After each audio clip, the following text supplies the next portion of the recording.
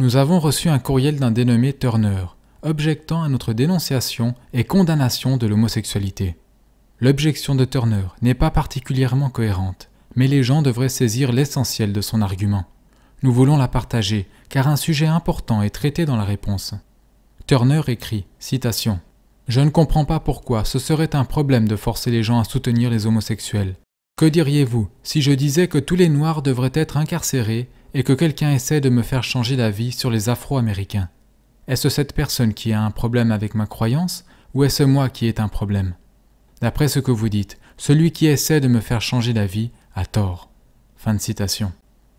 Donc Turner tente de mettre sur un pied d'égalité la condamnation chrétienne de l'homosexualité avec le racisme, avec par exemple une position qui soutient l'incarcération de tous les gens d'une couleur de peau particulière. Fondamentalement, l'argument de Turner est que si votre position devrait être considérée comme acceptable par la société, alors pourquoi ne serait-il pas accordé le même respect et la même tolérance à la position du raciste venant d'être décrite? Notre réponse est la suivante. Vous êtes dans les ténèbres et votre raisonnement est vicié. La question essentielle, celle qui touche au cœur du sujet, est la suivante. Quelles sont vos normes pour une activité acceptable? Qu'est-ce qu'une société devrait approuver et pardonner? Notre norme est claire. L'enseignement de Dieu et la loi naturelle. Selon l'enseignement de Dieu et la loi naturelle, tel que reflété par l'enseignement de l'Église et la Bible, le racisme est un péché, puisque nous venons tous d'Adam et Ève. Cette norme nous dit qu'il est immoral de mettre en prison des gens pour l'unique raison qu'ils ont une certaine couleur de peau. Néanmoins, selon cette même norme, c'est-à-dire l'enseignement de Dieu et la loi naturelle, l'homosexualité est contre nature et pervers, et l'activité homosexuelle est abominable, similaire à la pédérastie et la bestialité. En d'autres termes, il y a une raison pour laquelle l'homosexualité n'est pas procréatrice. Elle n'est pas naturelle et n'a pas été voulue par Dieu. Selon cette norme, l'homosexualité devrait être condamnée par la société. Voilà notre norme. Quelle est donc la vôtre?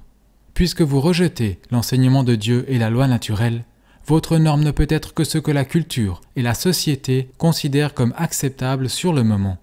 Par conséquent, lorsque la société considère l'homosexualité comme pervers et inacceptable, ainsi que le faisait encore récemment la culture américaine, vous devriez logiquement soutenir la condamnation de l'homosexualité. Mais lorsque les vues de la société ou sa culture changent à propos de l'homosexualité, comme l'a fait la culture occidentale, vous devriez alors changer votre position. Pour rester cohérent, vous devriez alors accepter ou défendre l'homosexualité et soutenir l'idée qu'il faille contraindre les autres à faire de même.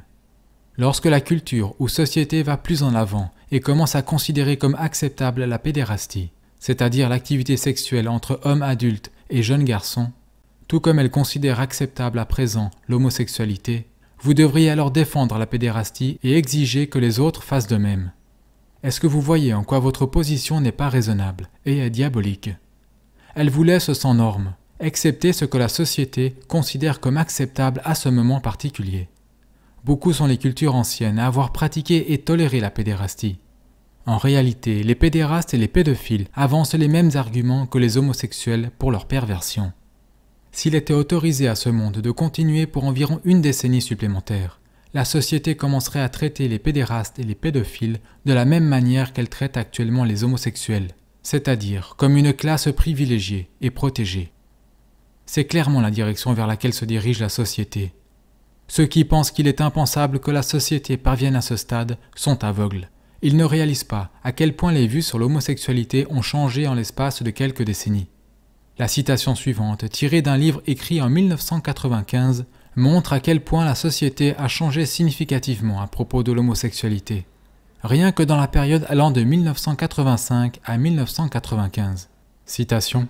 « Il y a une décennie, qui aurait pensé qu'un livre entier serait écrit sur le sujet de l'homosexualité et l'éducation, écrit avec des faits, utilisant des noms réels, des écoles réelles, des incidents réels, non seulement positifs pour la plupart, mais ce, de façon spectaculaire. Qui aurait pensé que dans tant d'immeubles à travers les États-Unis, de grandes villes, banlieues moyennes et petites villes, il y aurait non seulement des enseignants et administrateurs, entraîneurs et étudiants ouvertement gays, mais aussi des alliances hétérogays, des programmes dont la thématique est l'homosexualité. Cela aurait semblé être un conte de fées. » Fin de citation. Tiré du livre en anglais de Dan Woog, L'école est finie, l'impact de la problématique des gays et lesbiennes sur les écoles américaines. Page 373. Comme le montre cette citation, et bien d'autres l'auraient pu également, rien qu'une décennie en arrière, l'homosexualité n'était pas tolérée ou acceptée par la société. Elle n'était pas promue dans le courant dominant de la culture, puisque considérée comme si ignoble et contre nature. Le même changement peut se réaliser et se réalisera concernant les vues de la société sur la pédérastie et la pédophilie, à moins que Dieu n'intervienne. La vérité est que la norme de Dieu est l'unique norme. Lui seul est celui qui est, Exode 3,14. Lui seul a créé toutes choses, Colossiens 1,16. Et sans lui, rien de ce qui a été fait ne serait fait, Jean 1,3. Lui seul a l'immortalité, 1 Timothée 6,16. Lui seul soutient tout par sa parole puissante, Hébreux 1,3. Lorsque vous rejetez Dieu, vous n'avez rien, et lorsque vous rejetez sa norme, vous n'avez pas de norme.